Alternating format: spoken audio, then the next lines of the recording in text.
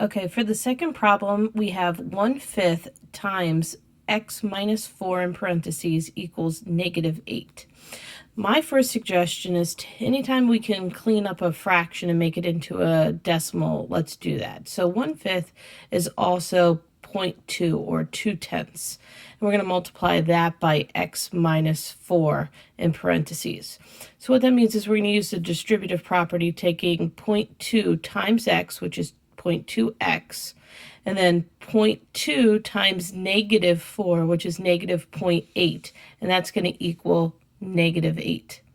Since we're looking at a -0.8, we need to get rid of that by using addition. So we're going to add 0.8 to both sides.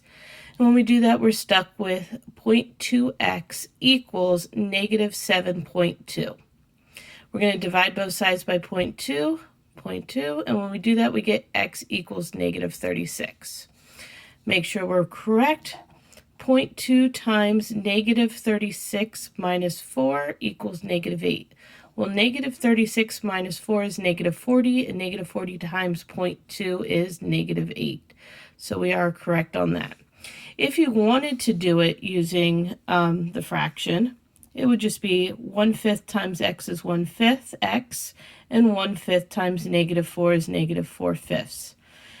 We could add 4/5 to both sides. When we do that, we get we get 1/5 x equals -7 and 1/5.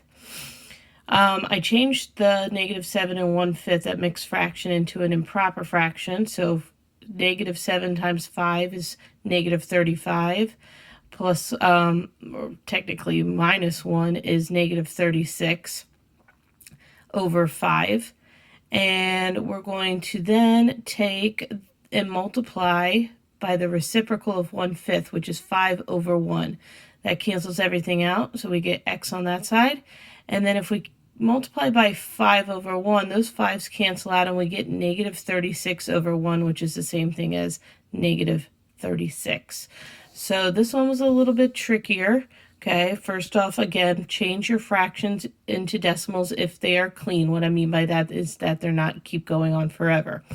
The second thing is make sure that you're using distributive property, and then make sure that you are, in this case, -8 plus a 0.8 is going to get you a -7.2. That could also, we don't want any -8.8s, okay? That would be subtracting 0.8. So just make sure that you are understanding exactly what to do in this situation, especially distributive property.